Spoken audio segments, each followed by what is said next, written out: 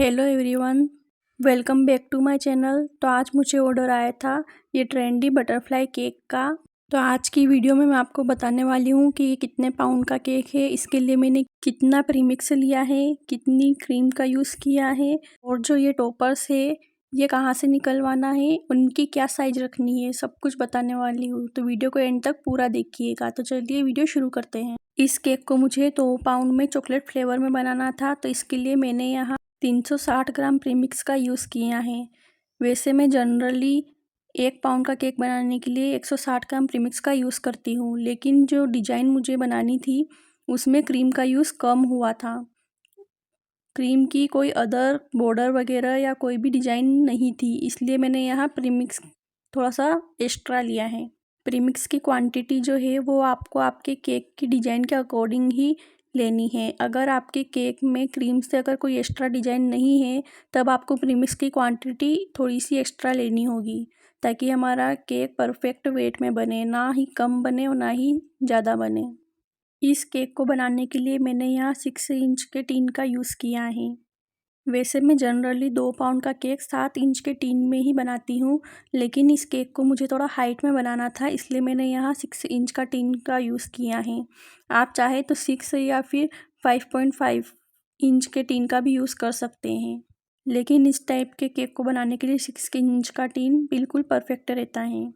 मैंने इस केक को गैस पर ही बेक किया था। अब मैंने यहाँ इस केक की टोटल 4 लेयर्स निकाली हैं। आप देख सकते हैं मैंने लेयर्स थोड़ी थिक ही रखी हैं। अगर आप लेयर्स थोड़ी पतली निकालेंगे तो 5 भी आसानी से निकल जाएगी, लेकिन मैंने यहाँ केक की केवल 4 लेयर्स ही निकाली है और उसे थोड़ा मोटा ही रखा है।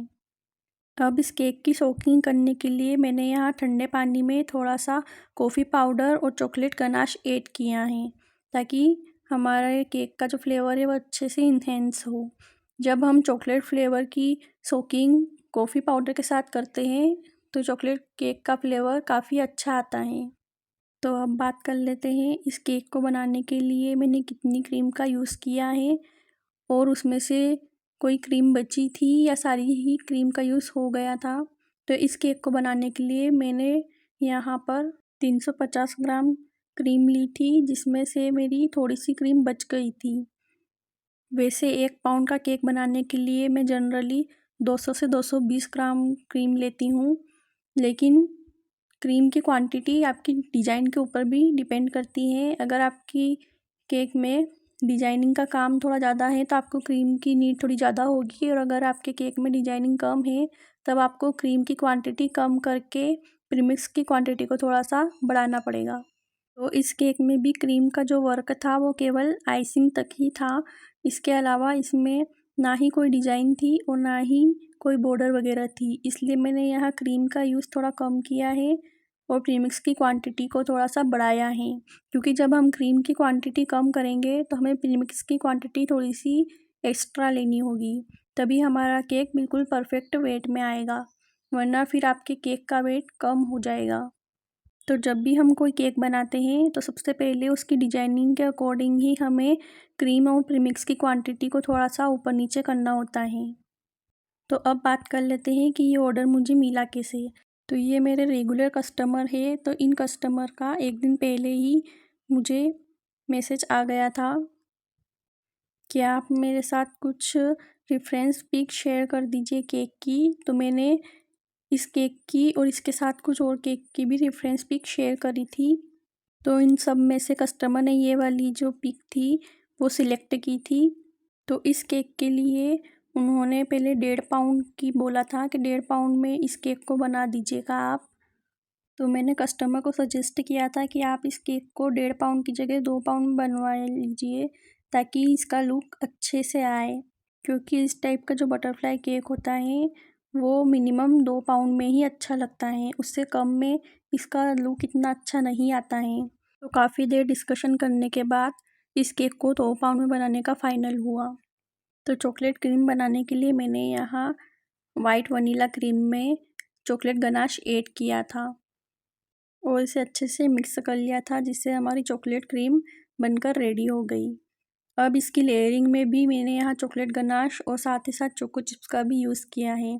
तो जब भी मैं अपना चॉकलेट केक बनाती हूँ तो तो उसकी लेयरिंग में चॉकलेट गनाश और साथ ही साथ चोको चिप्स का भी यूज़ करती हूँ।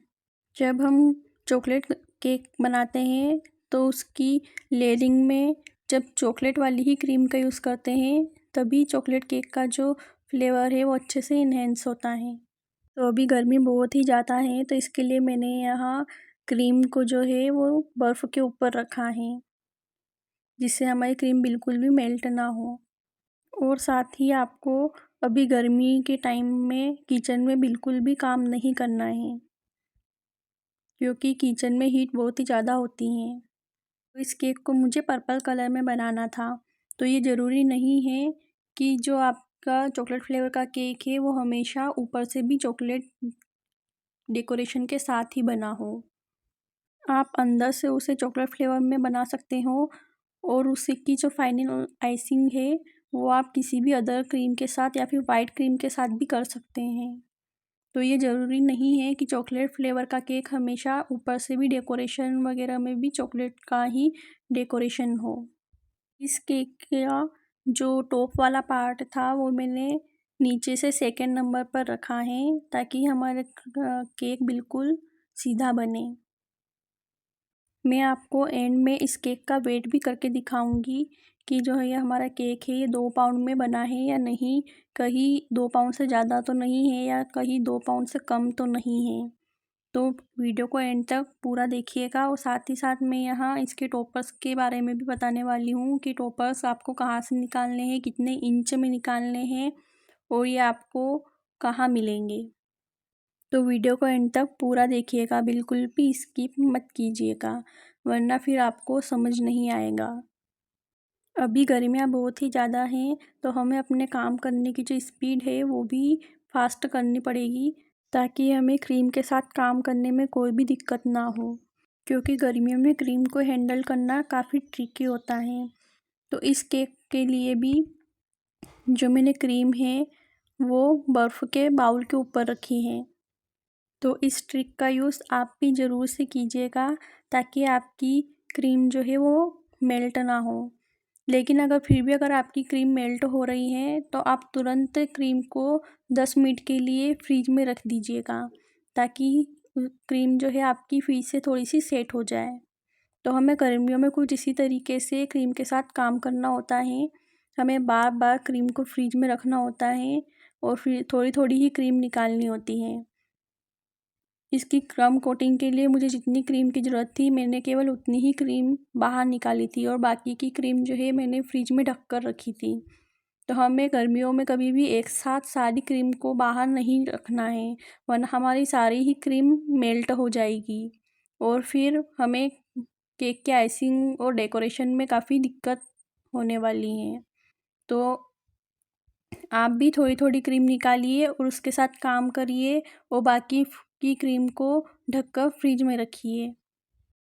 अब मैंने यहाँ केक को आधे घंटे के लिए क्रम कोट करने के बाद फ्रिज में रख दिया था। अब आधे घंटे के बाद मैंने यहाँ केक को निकाला है और इसके ऊपर मैं यहाँ अब वाइट क्रीम में मैंने थोड़ा सा पर्पल जेल फूड कलर और साथ ही इसमें आधी ड्रॉप पिंक कलर की ऐड की थी, तो उससे हमारा पर्पल का ये शेड बना है। अगर आपको थोड़ा डार्क कलर चाहिए तो आप सारा पर्पल कलर ही मिक्स कर सकते हैं, आपको पिंक कलर ऐड करने की ज़रूरत नहीं है। लेकिन जो डिफरेंस पिक थी उसमें शेड जो था वो कुछ इसी टाइप से था, तो इसलिए मैंने यहाँ हल्का सा पिंक कलर भी ऐड किया है।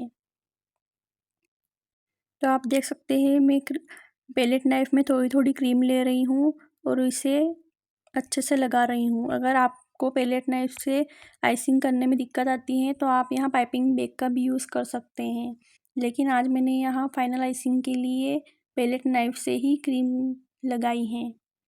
अगर आपको पैलेट नाइफ से क्रीम लगाने में दिक्कत होती है तो आप पाइपिंग बैग की हेल्प से आसानी से जो इसकी आइसिंग है वो कर सकते हैं। पाइपिंग बैग से भी आसानी से हो जाती हैं। अभी पिंटरेस्ट पर ये डिज़ाइन काफ़ी ट्रेंडिंग में है, इसीलिए मैंने भी कस्टमर को ये डिज़ाइन जो है वो शेयर की थी, तो उन्हें ये डिज़ाइन काफ़ी पसंद आई थी। अब इस केक की फाइनल फिनिशिंग के लिए मैं यहाँ एटीएम कार्ड का यूज़ कर रही हूँ। ये मेरा पुराना एटीएम कार्ड है, तो मैं इसी के साथ जो है इस केक की फाइनल फिनिशिंग कर रही हूँ। और हाँ, मैं लास्ट में आपको इस केक की पैकिंग के बारे में भी बताऊंगी कि आपको इस केक को कैसे पैक करना है, क्योंकि इस टाइप के केक हम बना तो लेते हैं लेकिन इसकी पैकिंग काफ़ी इम्पोर्टेंट होती है कि इस टाइप के केक को पैक कैसे करना है।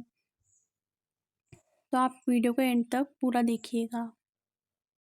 अब मुझे जहाँ जहाँ क्रीम थोड़ी सी कम लग रही थी, मैं केवल उसी एरिया में थोड़ी थोड़ी क्रीम अप्लाई कर रही हूँ और अब इसे भी अच्छे से स्प्रेड कर लूँगी।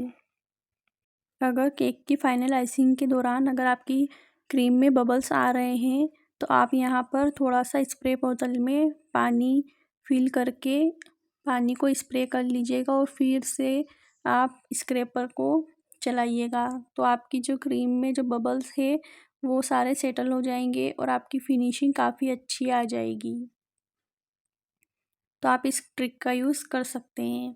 अब इसके टॉप पार्ट की फिनिशिंग करने के लिए मैं यहाँ OHP शीट का यूज़ कर रही हूँ। OHP शीट की हेल्प से जो फिनिशिंग है वो काफ़ी अच्छे से आ जाती है। और हाँ, जब आप केक की क्रम कोटिंग करें तभी आप एक बार जो केक बोर्ड है उसे भी अच्छे से क्लीन कर लेना, वरना फिर आप जब केक को सेट करने के लिए फ्रीज में रखोगे तो जो क्रीम है वो भी बोर्ड के साथ सेट हो जाएगी, फिर आपको केक बोर्ड को क्लीन करने में दिक्कत आ सकती है। तो इसलिए हमें जो केक बोर्ड है उसे भी तुरंत के तुरंत ही क्लीन करते जाना है। अगर आप इस डिज़ाइन को ट्राई करना चाहें तो आप इसे 1.5 पाउंड में भी ट्राई कर सकते हैं, लेकिन उसके लिए फिर आपको जो टीन साइज़ है वो छोटी लेनी होगी। आप इसे 5 या फिर 5.5 इंच के टिन में भी बनाकर ट्राई कर सकते हो। अब इसकी साइड में जो है वो मुझे वेव वाला पैटर्न देना है। इस केक को आप पिंक कलर में भी ट्राई कर सकते हैं, पिंक कलर में भी ये केक बहुत ही अच्छा बनकर तैयार होता है। तो अब इसकी साइड में जो वेव वाला पैटर्न है वो बनाने के लिए मैं यहाँ पैलेट नाइफ़ का यूज़ कर रही हूँ।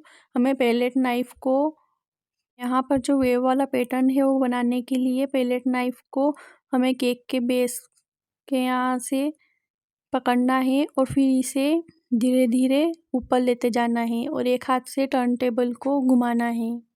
अब मैंने यहाँ इस डिज़ाइन को OHP शीट के साथ ट्राई किया है तो ये बिल्कुल परफेक्ट एक बार में ही बन गई है। तो अब मैं यहाँ जो केक बोर्ड है उसे भी अच्छे से क्लीन कर लूँगी ताकि जो हमारा केक का लुक है वो काफ़ी अच्छा आए और हमारा बोर्ड बिल्कुल भी गंदा ना दिखे। तो अब इस केक के टॉपर्स की बात कर लेते हैं। तो इस केक के टॉपर्स को निकालने के लिए मैंने यहाँ पिंटरेस्ट ऐप से इन टॉपर्स को निकाला है। आपको पिंटरेस्ट ऐप पर सर्च करना है ट्रेंडी बटरफ्लाई फेरी थीम केक टॉपर्स, तो आपको बहुत सारे टॉपर्स वहाँ पर दिख जाएंगे। उसमें से जो भी टॉपर्स आपको निकालना हो उसे सिलेक्ट करिएगा और उसे एक A4 साइज की शीट पर निकाल लीजिएगा। तो यहाँ पर जो ये बड़े वाले विंग्स है वो मैंने 5 इंच में निकाले थे और इनके पीछे मैंने यहाँ टूथपिक लगाकर इन्हें अच्छे से सेलो टेप की हेल्प से सिक्योर कर लिया है।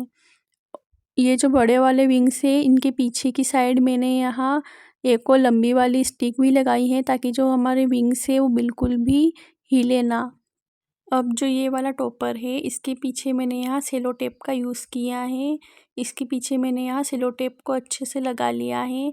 अब इसके लिए मैंने यहाँ सेलो टेप का यूज़ क्यों किया है, तो ये जो केक का टॉपर है ये मुझे डायरेक्ट क्रीम में लगाना था और कस्टमर को अगर केक कट करने में देरी हो और कभी हमारा टॉपर सोगी ना हो जाए तो इसके लिए मैंने यहाँ इसके पीछे जो है वो सेलो टेप का यूज़ किया है, जिससे हमारा जो टॉपर है वो बिल्कुल भी सोगी नहीं होगा। अगर आपको टॉपर्स ऊपर की साइड लगाना हो तो आप डायरेक्ट ऐसे भी लगा सकते हैं, तब आपको सेलो टेप का यूज़ करने की कोई भी ज़रूरत नहीं है। जब आप पिंटरेस्ट पर सर्च करेंगे तो आपको वहाँ पर बहुत सारे टॉपर्स मिल जाएंगे और बहुत सारे कलर्स में भी मिल जाएंगे। तो आपको जिस भी कलर में केक बनाना हो उसके अकॉर्डिंग आपको वो वाला टॉपर्स जो है वो डाउनलोड कर लेना है और उसे A4 साइज के पेपर पर निकलवा लेना है। और ये जो टॉपर है ये मैंने ग्लोसी पेपर पर प्रिंट करवाए थे। इस टाइप के जो टॉपर्स होते हैं, अगर उनमें से आपको कोई टॉपर हटाना हो और उसकी जगह दूसरा टॉपर उसमें लगाना हो तो आप वो भी आसानी से कर सकते हैं। तो आज यहाँ मैंने इस पूरी शीट पर केवल ये ही टॉपर्स निकलवाए थे। अब जो है हमारे केक में एक अच्छी सी शाइन आ जाए तो इसके लिए मैं यहाँ सिल्वर डस्ट का यूज़ कर रही हूँ। मैंने यहाँ पूरे केक पर सिल्वर डस्ट का अच्छे से स्प्रे कर दिया है, जिससे हमारा केक जो है वो नाइट में भी अच्छे से शाइन करे। जब आप इस तरीके से टॉपर निकलवाएंगे तो इनकी क्वालिटी बिल्कुल भी ख़राब नहीं होगी, बहुत ही अच्छे से ये निकल आएंगे। आप देख ही सकते हैं मेरे टॉपर्स कितने शाइन कर रहे हैं। तो आप इसे ग्लोसी पेपर पर प्रिंट करवाना तो ये काफ़ी अच्छे से शाइन करेंगे। अब इस केक पर मैं यहाँ वाइट कलर के जो पल्स आते हैं मिक्स साइज में उसका यूज़ कर रही हूँ, ताकि उससे हमारा केक काफ़ी अच्छा दिखे। तो ये जो वाइट कलर के पल्स होते हैं आप इन्हें आसानी से खा सकते हैं, ये एडिबल होते हैं। बहुत सारे कस्टमर को ऐसा लगता है कि ये खाने के लिए नहीं होते हैं, तो बिल्कुल ऐसा नहीं है, आप इन्हें खा सकते हैं, ये एडिबल ही होते हैं। अब इस केक की पैकिंग की बात कर लेते हैं। तो इस केक को पैक करने के लिए मैंने यहाँ जो नॉर्मल बॉक्स होता है हमारा उसी में पैक किया था, लेकिन जो इसके साइड वाले जो ये बड़े विंग्स हैं ये मैंने निकाल लिए थे और कस्टमर को बता दिया था कि आपको इन्हें कैसे अटैच करना है। मैंने इस केक की पिक्स कस्टमर के साथ शेयर कर दी थी कि आप इन्हें केवल सिंपल तरीके से इस तरीके से लगा सकते हो। तो कस्टमर ने बोला था कि ठीक है, ये हम लगा लेंगे। तो मैंने यहाँ इन विंग्स को अलग से केक बॉक्स के ऊपर रख कर दिया था।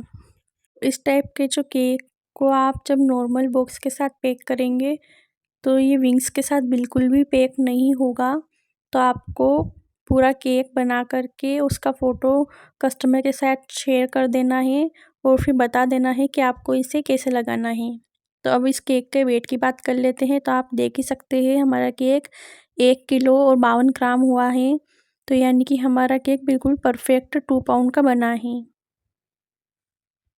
अगर आपको ये केक की डिज़ाइन और डेकोरेशन पसंद आई हो तो वीडियो को लाइक करें और मेरे चैनल को सब्सक्राइब करें, ताकि इसी तरीके की और केक डेकोरेशन वीडियो मैं आपके साथ शेयर कर सकूं। वीडियो देखने के लिए धन्यवाद।